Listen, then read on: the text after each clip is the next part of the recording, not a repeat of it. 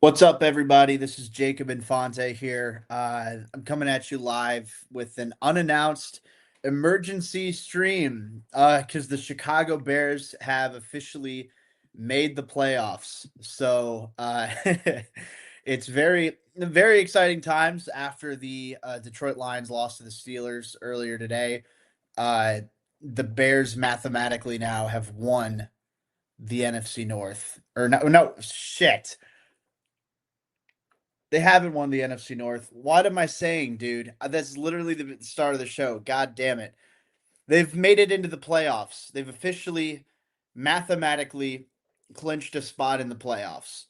So I'm going live with a quick live stream here just to share my thoughts and to allow some of you guys to share your thoughts as well. And we'll have a little bit of fun. This isn't going to be as long as a regular, like a wrap it up live stream, the post game show on Second City Gridiron, but uh, just figure let's have some fun. Let's talk ball. Let's celebrate the Bears going to the playoffs. It's the first time since 2020 that the Chicago Bears have made the postseason. That year, obviously, the Bears had their looking through some of the comments. Yeah, Jacob Infante had a restart moment right there. Absolutely. Augustin Aceves. I hope I'm getting that right. I apologize if not. But uh, yeah, it's the first time since 2020 that the Bears have made the playoffs. It's the first time since 2018 that they've had double-digit wins in a season. Uh, and the Bears are now, or they're mathematically the favorites to win the NFC North. Still some work to be done. Obviously, there are 2 games left. The Bears are 1.5 games in front, so that gives them a little bit of cushion to work with, but not a done deal on that stretch of the imagination by any means. But the one thing for sure, though, is we are going to see Chicago Bears playoff football guaranteed this year. And it's year one of Ben Johnson. Very exciting to think about. Uh, this is just the beginning. And, Lord knows exactly how much time that, we're going to see this, the Ben Johnson, Caleb duo. I hope it's for a long time, but this is the beginning. This is just the beginning. So, if anybody watching live has any questions, feel free to go live with comments on my live stream on Twitter at Jacob Infante 24, as well as at the YouTube and Facebook pages for Second City Gridiron.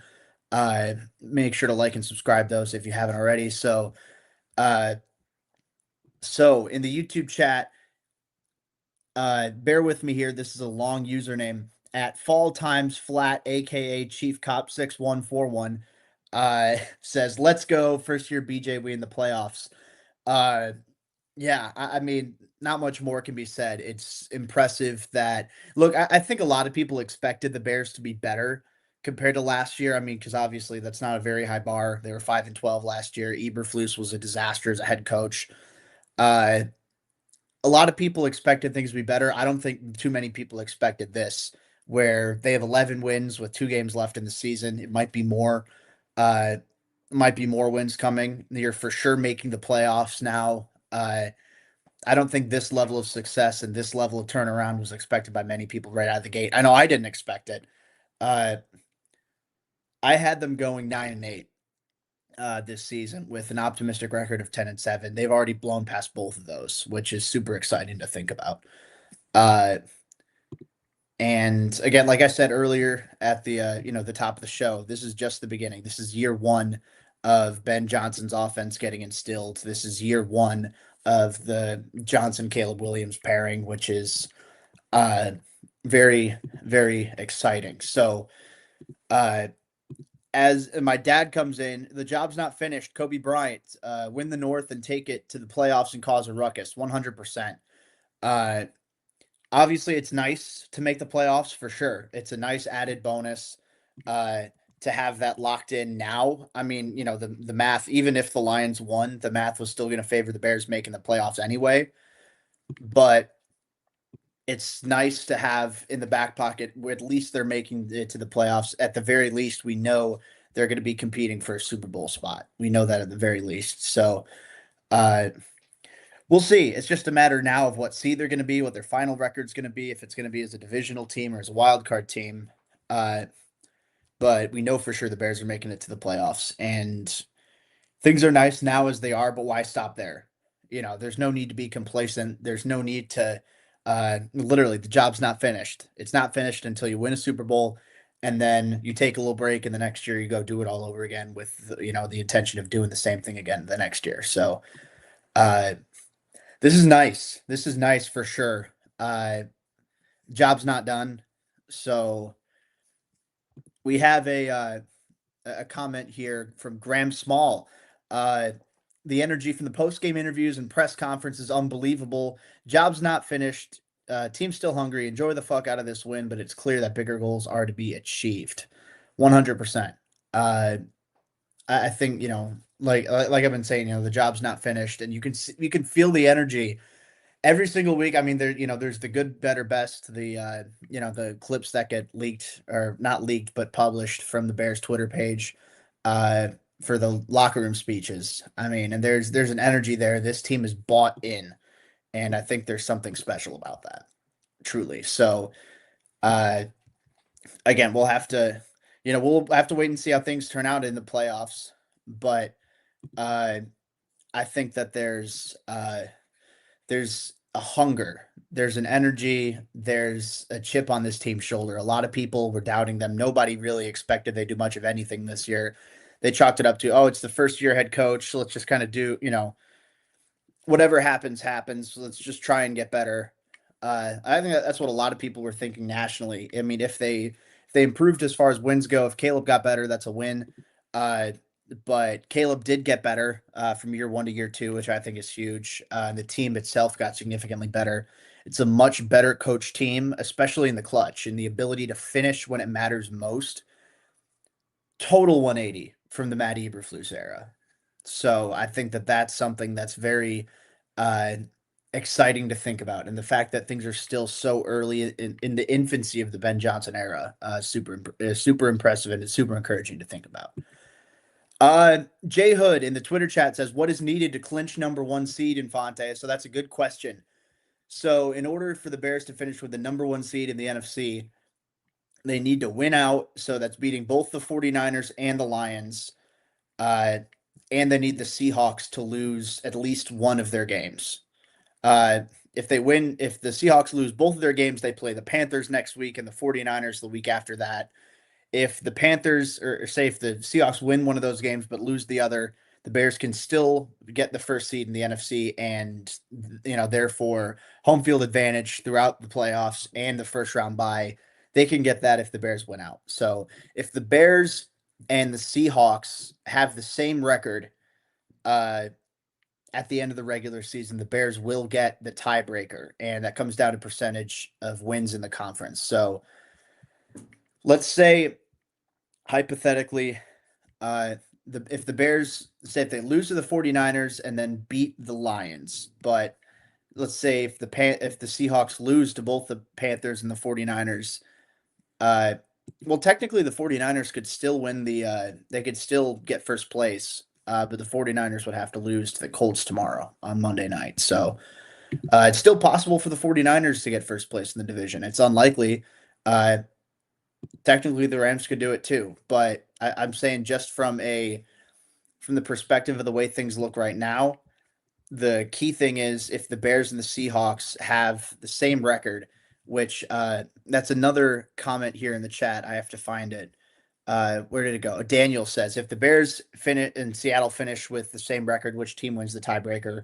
The Bears would win that tiebreaker. So there are still a lot of there's still a lot up for grabs. I mean, there's still a chance for the Seahawks, the Bears, the Rams, and the 49ers. I don't know about the Eagles. I don't know if they have a chance to get first place in the NFC. I can do a little quick finagling here. Let's see. And then if the 49ers lose to the Colts. Oh shit! All right, and the Rams have to do this. Bear with me. I'm going through playoff predictor. So there's no scenario in which the Eagles get the first overall seed in the NFC. So it's Seahawks, Bears, Rams, 49ers. Those are the four teams that you're looking for. But if the Bears and the Seahawks have the same record, then the Bears have the superior record in the conference, so they'd get the tiebreaker.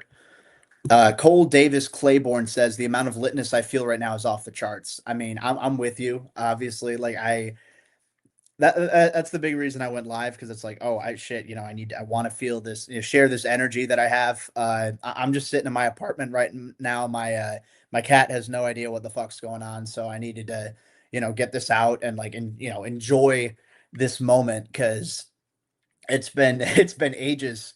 It feels like it's been 5 years since the Bears have been a playoff team, and even then, it was an 8-8 kind of Mickey Mouse season. They just barely snuck in by the edge of by the skin of their teeth, and then they got demolished by the Saints in the Nickelodeon wild card game. So I don't really count that. I consider the last great season the Bears had to be 2018. Uh, they're one win away from tying that. They're two wins away from surpassing that, which would be even better. Uh, but either way, I mean, making the playoffs is pretty sweet. You know for sure there's going to be a Bears playoff game, and I'm going to be absolutely stoked for it. I know you guys are too. I mean, if you're on the show, if you're tuning into this live stream, I mean, I'm assuming you're a Bears fan, so absolutely. Richie Betts 87 here in the live chat says this season was always about Caleb showing that he can develop under Ben Johnson. The fact that we have playoff berth is just fucking wild when you think about it. I think it goes to show, one, how good of a coach Ben Johnson is, not just from a play calling perspective, but also from a locker room leadership perspective and from a culture perspective. I mean, this is an organization where it really felt last year that guys were giving up, that players weren't playing at their full speed, their full potential. They just weren't bought in to Eberflus. And then, God bless Thomas Brown. That's an unenviable situation to be in. Uh, they showed a little bit of juice down the stretch when they beat the Packers, but that's about it. This was a team that had wholly given up last year, and it's been the complete opposite this year. And Johnson deserves a lot of credit for that, with the work that he's done, with the work that his staff that he's put together has done. Uh, and I mean, obviously, his abilities as an offensive play caller speaks for itself. But so the coaching staff, Ben Johnson deserves a ton of credit. The players obviously deserve a ton of credit too for how they've bought into this mission and how well they're gelling together on both sides of the ball, really. Uh, so they've completely shattered expectations going into the season, and again, the job's not finished, so it's still pretty pretty encouraging to think about. So Graham Small back in the chat says, did you catch Ben's comments on going for two versus playing for OT? He is so damn sure of himself and doesn't rely on analytics or anything but himself. I'll admit I didn't see that comment. I have to go back and check. For the most part, when I watch when I watch the press conferences, it's more like I look to the beat writers to pull the quotes out, just because usually whenever the press conferences, the post game, right after the fact, I'm usually going live with these live streams, so I can't watch it, at least not live. But I didn't see the exact comments, but regardless, it doesn't surprise me that Ben Johnson, if he has an opinion, he's going to stick by it. If he thinks something's right, he's going to go with his gut and just, execute on that to the fullest of his ability. So, and then my dad, Steve Infante, says, who is Matt Eberflus? I know, right? I don't know. I couldn't tell you. I don't know. It's just some name I made up. Who the hell knows? Cole Douglas Claiborne follows up too. I want to bring it up. Facts. I hope everyone in this chat has the best Christmas ever and enjoys the fuck out of this. I know I will be too. I said on Wrap It Up last week, or last night, the post game show that I do. Which, by the way, if you haven't seen it, you can see it on my Twitter, on the Second City Gridiron YouTube or Facebook or anywhere you get your podcasts. Cheap plug. Recommend checking that out. But I said that every year, because most of my family is Bears fans, every year at Christmas, it feels like a tradition. Every year we talk about football. It's like, oh, how the Bears suck this year. They need to make a coaching change or whatever.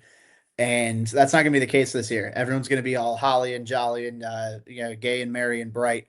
The happy gay. Uh, we're not going to get gay with each other. Maybe separately if they're family members who fit under that criteria. I don't know. I don't know who's going to be there. We'll see. Uh, anyway, so yes, J Hood, even if we lose to the 49ers and the Seahawks beat the 49ers, we still own the tiebreaker over the Seahawks. So yeah, say for example, 49ers beat us, the Bears, and then the Bears beat the Lions. That would get the Bears at 12-5. Then if the Seahawks lose to the Panther, well, hold on. Actually, give me a sec. Sorry, if you're listening to this after the fact on podcast, we're probably going to release this on podcast streams as well. Just it's going to be a little bit of a shorter episode, but just for those of you who have missed out on it. So if the Bears lose to the 49ers and the Seahawks beat the 49ers, I got to check on that. So I don't think that's possible. So if the Bears lose to the 49ers, then no matter what, and the Seahawks beat the 49ers, then no matter what, Seattle's going to be ranked ahead of us because the Seahawks will be at 13 wins, at least, even if they don't beat the Panthers, and if the Bears do beat the Lions, they'd be at 12. So uh, if the Bears lose to the 49ers and the Seahawks beat the 49ers, it's not really going to matter for a tiebreaker perspective because the Seahawks would just have a better record. Uh, we'll see. But Napoleon mentions the Napoleon, like the short dude, the French guy. Bonjour. Uh, would you rest Luther Burden the third and Roma Dunze for the next two games for them to get healthy for the playoffs? Burden, I would not. I don't think that his injury is as serious, or at least from reports that I've seen. I don't get the sense that his is as major. His is more of like a hey, we just want to play it safe with you. You're not at full strength, obviously. Rome, I could see them being a little more cautious, just because of the nature of his injury and him being out for longer. I could see him missing next week against the 49ers. Maybe they have him play against the Lions, but I mean, if they have the division wrapped up by then, I'd definitely sit Rome. I'd maybe sit the starters depending on the situation, whatever the Seahawks do next week. Still a lot of time, still a lot of different scenarios that can play out. The Bears still might be, playing for something.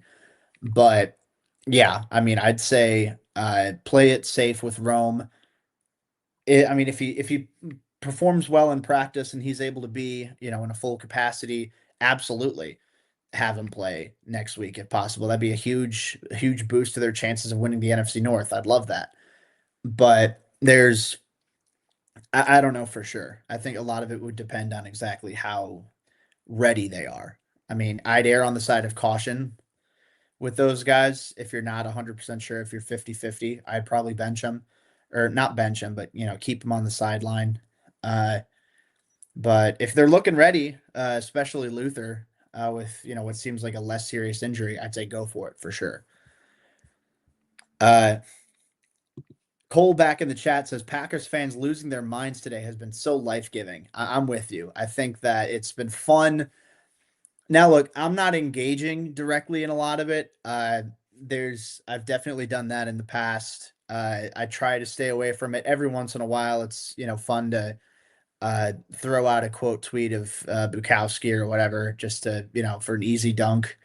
But there are a lot of Packers fans out there who are going ape shit, and they're like, "Oh, congrats on beating our backup quarterback," who, by the way, Malik Willis was pretty damn good against Chicago. So I don't think it's going to be nearly as bad of a situation as the Packers fans make it out to be. Like if you're back, it's one thing if your backup quarterback is playing like shit and it's like, oh, you beat our backup, congrats. Malik Willis was genuinely good.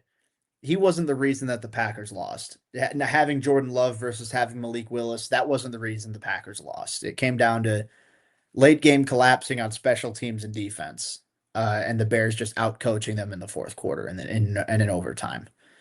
So I think it's funny to watch them cope. Now, also part of it is the fact that I've been struggling as a Bears fan with the Packers dominating the rivalry for the better half of the last 10 years or so. So it's like that quote from Kevin from The Office, like it's just nice to win one. Uh, so I'm gonna savor this. I'm gonna savor this for sure. If you guys are shit talkers, talk your shit. I'll support it. Uh, but I'm just kind of sitting back and observing and watching as, and not all Packers fans are delusional. Like I know some Packers fans who are like genuinely smart when it comes to football, and I can have like valid conversations with them. Uh, I consider some of them friends. So uh, I say, in spite of their illness of being a Packers fan, I support them anyway. But still, I mean, a lot of it's coping. A lot of it's coping is what it is. So Frankie in the chat here says, looking like it's going to be Bears Packers or Bears Lions first round. That is what it's looking like as of right now. Uh, so if the season ended right now, the Bears would have the second seed in the NFC. They'd play the seventh seed, who currently is the Green Bay Packers. Uh, and exactly who they'd play depends on, again, if they win the division, if they're a wild card team, whatever seed they have. But if the season ended right now, it's looking like the Packers are probably going to be the seventh seed, or they're probably going to make the playoffs in some capacity. Uh, the Lions aren't technically eliminated, uh, but they need to win their next two games. So they need to beat the Vikings. They need to beat the Bears. And on top of that, they need the Packers to lose their next two games. And that's a matchup against the Ravens and against the Vikings. I could see the Packers losing to the Ravens, depending on, if Lamar's at full strength or whatever the case might be. I don't think that the Packers would lose to the Vikings, even in Minnesota, uh, with JJ McCarthy, even if he's hurt or healthy. I don't know the case exactly what the hand injury he had today is going to look like. But with him or Max Brosmer at quarterback, I don't think it's going to be. I can't see the Packers losing that one personally. Uh, but yeah, I think it's looking like Packers, Bears Packers, probably the most realistic. But at the same time, maybe the Bears have the 3 seed instead of the 2 seed. Maybe the Eagles jump them a little bit. And in that case, it would probably be the 49ers in the 6th seed that they end up facing. So next Sunday could end up being a preview of the playoffs and the wild card round. We'll see. I don't know, but even if that's the case, they're going to San Francisco for that game. If they were to face off in the playoffs, the Bears would be the home team. So if the Bears win at San Francisco, maybe there's a solid chance they could be able to get the job done at Soldier Field too. So I don't know. We'll see. I'm just kind of spitballing. So I want to give a quick shout out real quick.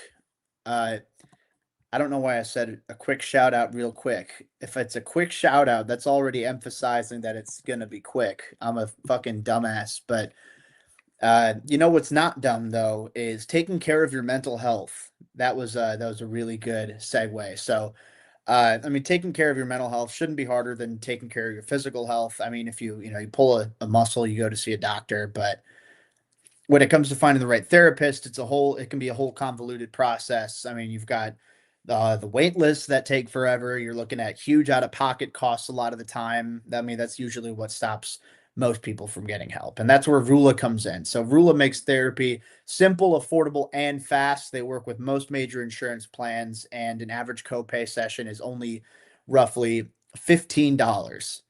Uh, so if you think about it that way, $15, that's the price of lunch. So you could either, you could have lunch for a day, you can go out for lunch, or you can save that money and invest in your own headspace and take care of your mental. I know, especially around the holidays, that can be a really tough time for people. So, it takes a lot of strength to admit when you need help. So with Rula, it makes it a lot easier though. You're not just matched with a therapist and left to figure it out.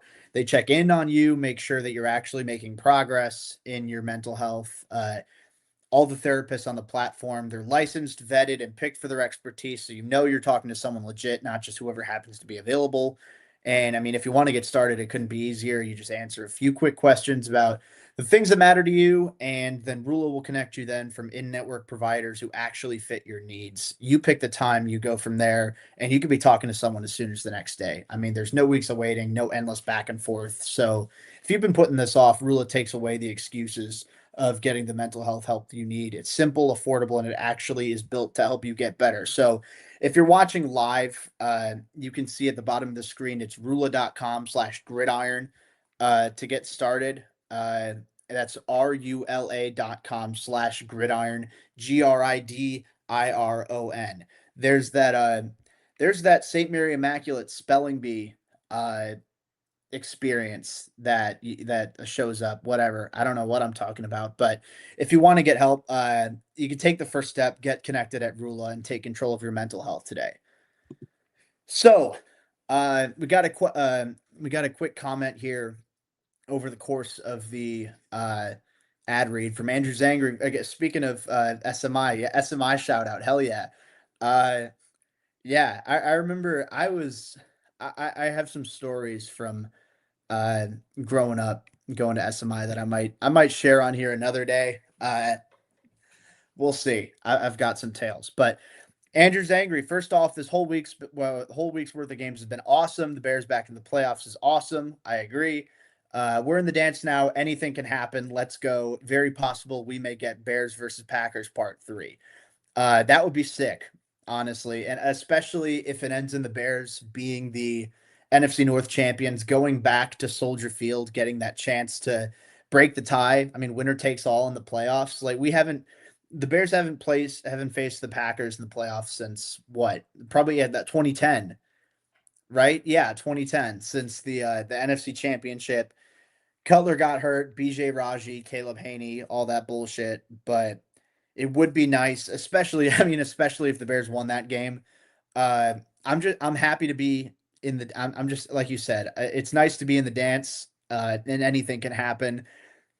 I'm going to be content with this Bears season no matter what. Now, especially now that they've made the playoffs, but a playoff win over the Packers would just be so sweet. Honestly, I'd be ecstatic with that. And like you said, it's very possible if the season ended right now, it would be the second seed Bears against the seventh seed Green Bay Packers in the wild card round at Chicago. I mean, that would be pretty sweet. I think if you, by all accounts, I mean, Soldier Field was going nuts on Saturday.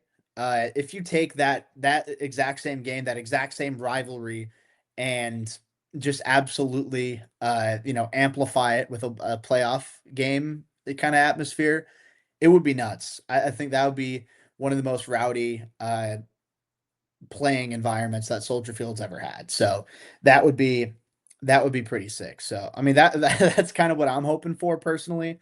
But again, like you said, we're in the playoffs. That's all we need is just a foot in the door, and then you control your own destiny from there. So it's pretty sweet to think about.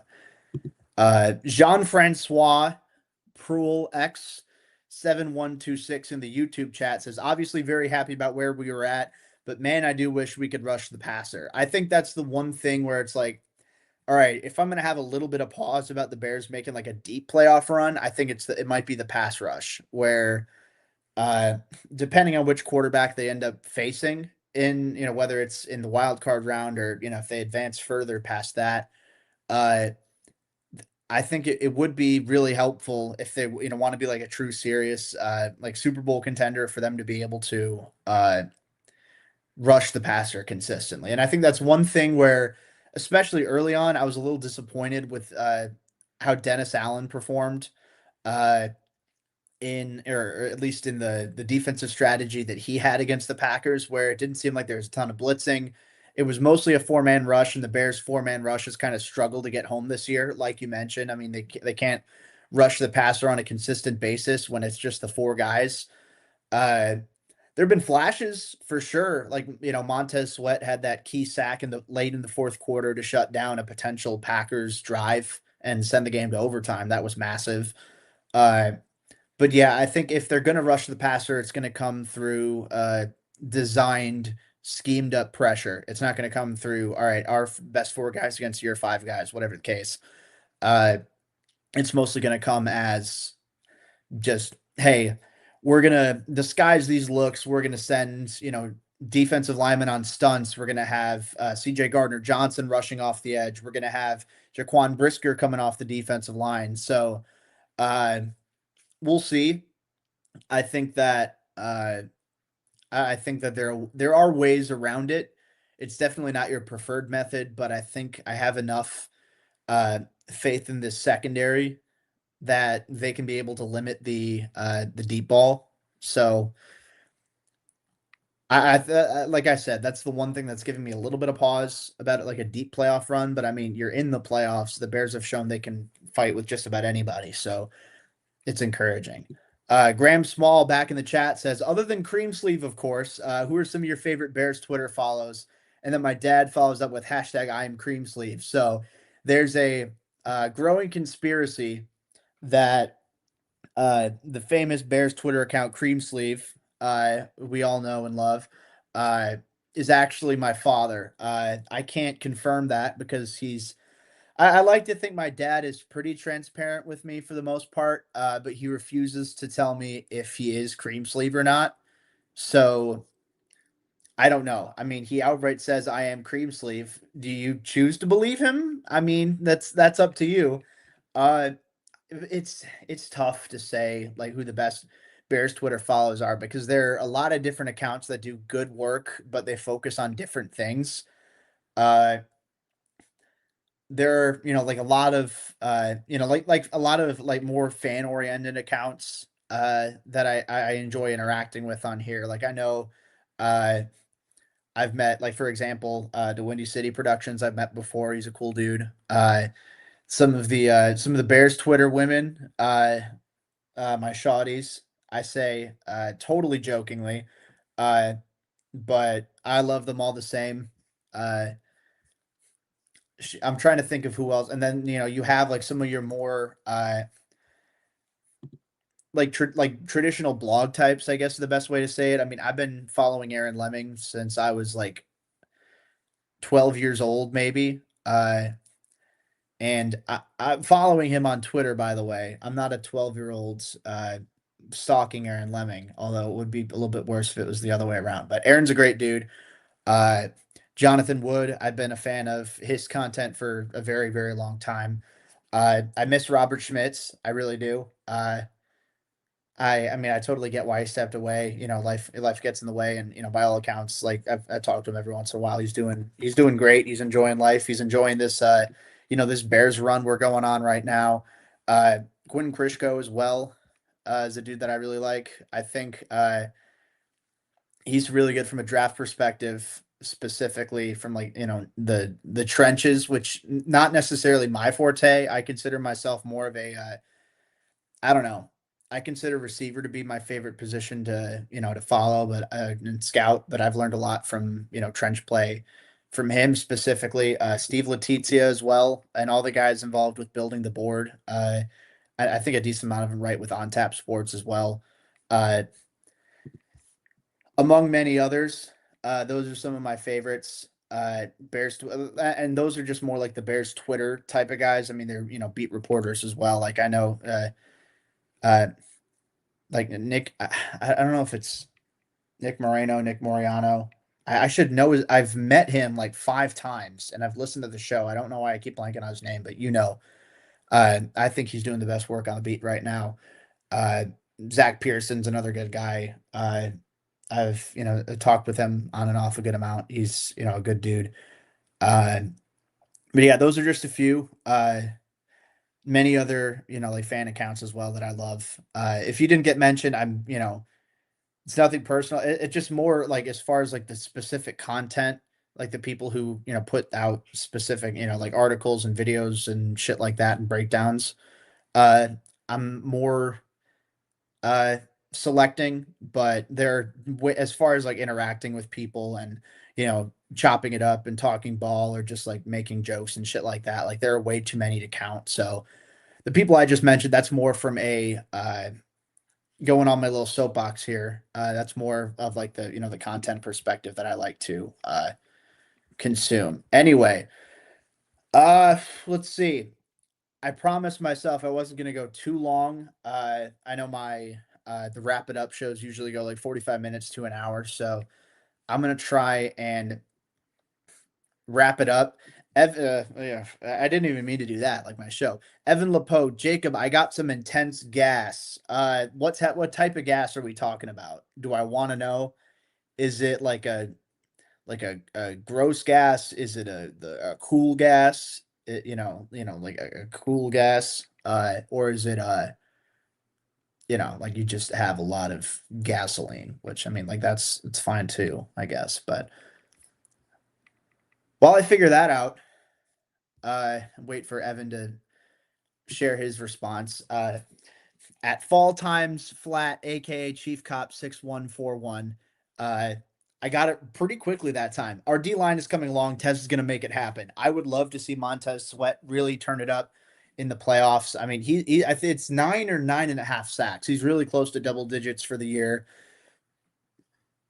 He's made some good plays. I think the consistent snap to snap pressures maybe aren't exactly what you'd prefer out of a guy with that big of a contract, but he's getting to the quarterback. Like he's not an atrocious contract. I say he's not living up to the full billing, but he's not bad. He's not a bad player, and he's a solid run defender too. I would love it though if he just really tore it up down the stretch. I think that would be just absolutely massive for the Bears defensive line, 100%. Uh, so uh, hold on, we've got a couple. I've got Evan Lapo. Oh, I'm tooting. Okay, good. All right. So I mean, I don't is it good. I don't know if that's the best response to that. I don't know. I mean, that's what came out first. So fucking hell yeah, dude. Keep tooting away. Hal's Beer Hall. Well, Andrew Billings, yes, he'll be huge and he'll take up a lot of space and he'll just be massive. Uh, and then eventually become a fighter pilot. So I love Andrew Billings. I don't care if he has a good day, if he has a bad day, I don't care. There's nothing he could do that would make me hate him just because of how large of a human being he is. This is going to be the last question that I take. Graham Small says, what does it say about this team's culture that guys like Josh Blackwell, Jade Walker, Jonathan Owens, Devin Duvernay, and others that are near the bottom of the 53-man roster, but make plays that legitimately win games? Uh, I think it says a lot about, like I was saying earlier in the show, about how bought in everybody is. And I just love to see this buy-in. I guess I know I already said that, but I'm not good with words despite being a writer and getting paid to do that. So fucking whatever. Uh, I think it shows that, a lot of these guys realize that no one play is too big, no one play is too small. Treat every play like it's the last play of the game. And there's a lot of urgency on offense, on defense, on special teams. When you get your opportunity to shine on offense or defense or on special teams, make the most of it. I mean, Jade Walker has been primarily special teams this entire year. He got a little bit of an opportunity on offense. He made the most of it. He scored the game tying touchdown. Josh Blackwell recovered the onside kick. He also blocked a field goal against the Raiders. And there have been times over the years where he stepped in on defense and he's been, a solid contributor. Uh, Duvernay as well, Jonathan Owens. I know it's like specific to Duvernay. Uh, he's had a couple of targets on offense. Again, he's mostly a return guy, but he's had a couple targets on offense and he's, done some solid things with it. So it speaks to when your number is called, be ready to step up and make the play. It says a lot about the culture, and it says a lot about the want to win, I guess. So let's see. We actually have got. I'm going to take two more questions. I'm going to take DeBears 42054, and then Cream Sleeve has appeared. Or Andrew says Cream Mr. Infante sleeve, and my dad says I am on this broadcast twice. So I want to see. I'm not at my dad's right now. I don't know if he's got two phones, one for the Steve, one for the Cream. Uh, Shit, I don't know. That was dumb as fuck. The Bears 420 54. Is there a return timetable for Rome and Luther. Uh, my understanding is it's on a week to week basis with Rome. Luther seems a little bit more of a day to day. I think Luther. If I had to pick one receiver who's more likely to play next week based off of the way that things have been reported, I'd say it would be Luther. Again, I'm not at Hallis Hall. I'm not in the Bears medical facilities. I don't know what the hell, but generally it sounds like Luther was closer to playing than Rome. So I think Luther has a good chance of coming back next week. Rome, TBD. I'd say I'd bring that up to 50-50 and then figure that out from there. Cream Sleeve, yes, I can take more questions. I'll take one more from Cream Sleeve. Again, I know I wanted this to be, well, not wanted. I was planning on this being a little bit shorter, but there's a lot of audience participation, which I'm really grateful for. Seriously, thank you guys. I didn't announce anything. I just went live randomly on this, and we scheduled it on the Second City Gridiron YouTube page, just like 5 minutes before I went live. So there's very little heads up or any indication that this would be happening, and we're almost at 4,000 live viewers. So I really, truly appreciate that. Uh, but yeah, I will now wait in suspense as Cream Sleeve prepares to give me a question. I'm sure my dad is making sure that he's on the right. He's making sure he's on the right phone. Oh, there you go. What did you ask Santa for Christmas, Jacob? Good question. I asked for a lot of jeans. I needed some more jeans in my wardrobe, different colored jeans. I don't know. I think I said like dark jeans with a pair or two of light wash jeans, just different colors to make it go bananas. I mean, I wear a lot of sweats. I'm wearing sweatpants right now. Uh, I'm wearing gray sweatpants. I know what you're thinking. Oh, the gray sweatpants. You know what they say about gray sweatpants. Trust me, there's nothing. Uh, but yeah, and then a lot of clothes, mostly like true classic tees, compression underwear, stuff like that. Maybe if I get enough likes or enough subscribers on my Patreon, patreon.com/Jacob Infante, maybe I'll do an underwear model for my haul at Christmas this year from Santa Claus. So we'll see. There actually is one last question here that I do want to answer for Evan. How did you get in with Second City Gridiron? So, good question. I've been with Windy City Gridiron, the blog itself with SB Nation. I've been with them since 2017. I joined them a little unorthodox because at the time they promoted like very heavily within people who have commented heavily within the community and gotten involved and stuff like that and did fan posts. I read a lot of the articles, but I didn't really comment all that much. Uh, I wrote for a different website called Cover 32 at the time. It's no longer going. Uh, but Let's see, sorry, Jay Cutlets. No, please answer mine, please, Jacob. Okay, fine. All right, I can answer yours. Let's see. I don't think I see one, but you can send one in the chat, Jay Cutlets, and then I'll answer it after I get to Evans. But uh, yeah, so I had been writing, publishing articles as the whatever the managing editor of Cover 32 for like a little over a year probably at the time, and then Lester had been following me before then because of that work, so he knew who I was. I told him like, hey, I want to, I saw like an ad they were looking for new writers, and I'm like, hey, I'd love to do it. It's a bigger audience, so hell yeah. I was like I had followers at the time, but I wasn't big by any stretch of the imagination. Now I'm big because I gained a lot of weight. Ha ha ha ha ha. You guys can't see, but I'm jiggling my fat little belly like Santa here. But yeah, and then Lester was, gracious enough to let me on. I've stuck around ever since. And I really enjoy it. I'd say that uh to Second City Gridiron specifically with the podcast channel or Windy City Gridiron, the written articles, I'd say the best way to get involved with that is to comment on posts, make a name for yourself in the community. Windy City Gridiron's a huge like internal blog community, which I think is really cool. There have been people who have been commenting for like 10, 15 years. And like they know each other and stuff like that, which I think is super cool. So getting involved in that, getting involved in fan posts, or as well, honestly, just find somewhere else to write too. Even if it's not Windy City Gridiron, even if it's not a podcast of Second City Gridiron, but building your brand outside of that too. Uh, I think that, that really goes a long way. And then if you want to make the jump somewhere else, you can from there. If you want to, build yourself up at another outlet, obviously that's totally fine too.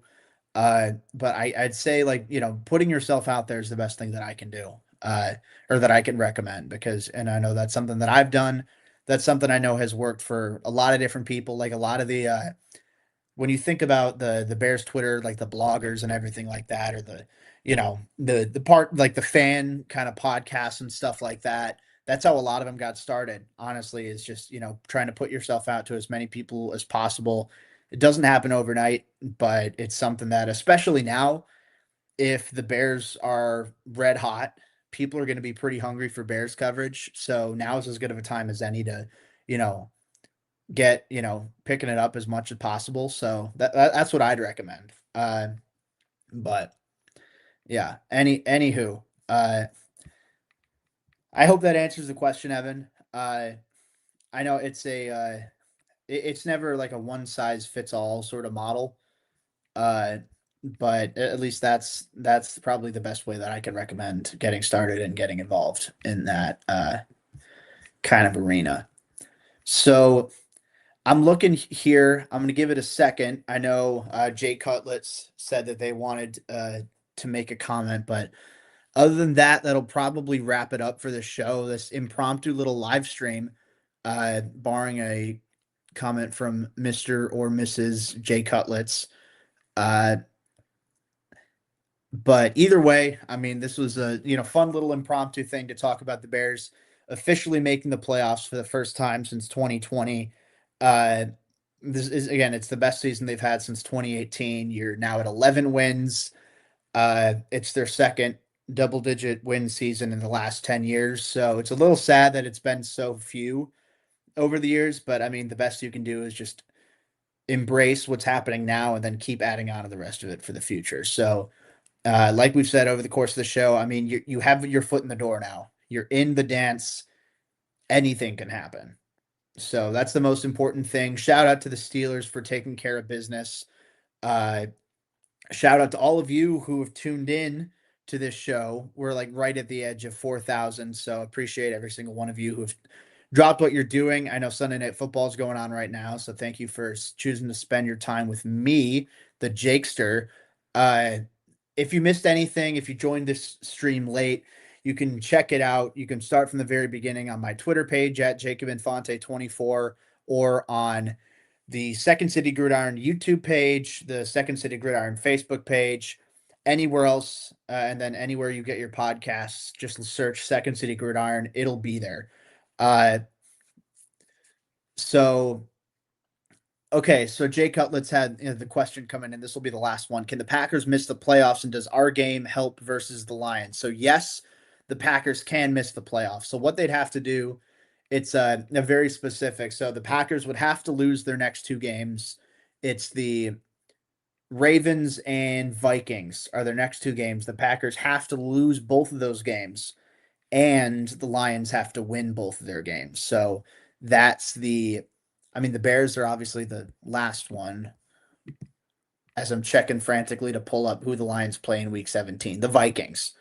So the Vikings, the Bears, Lions and the Vikings play each other in week 17. The Lions would need to win that, and they need to beat us uh, in order to even have a hope of still making the playoffs. And in addition to that, the Packers need to lose to both the Ravens and the Vikings. So again, the odds definitely favor the Packers making the playoffs over the Lions, but stranger things have happened in the NFL. So I guess we'll wait and see. Still 2 weeks of the regular season left, and then a hell of a lot of playoff fun football to still be played. So and then, yeah, Steve Infante, my father says, or AKA Cream Sleeve says, we are not finished. Five more wands, wins. I know what you were talking about. I just wanted to show. I thought it was funny you misspelled it. So, haha, dad. But anyway, we're not finished. Five more wins. This is only the beginning. But, folks, the most important thing for now is the Bears are in the playoffs. And then now it's a matter of what's going to happen next. So appreciate every single one of you for tuning in. This has been Jacob Infante of Windy City Gridiron, Second City Gridiron. as well as Pro Football and Sports Network. You can check out my written stuff over there too. But thank you to every single one of you for tuning in, whether live or listening after the fact. The Bears are in the playoffs for the first time since 2020. I'm feeling great. Bear the fuck down.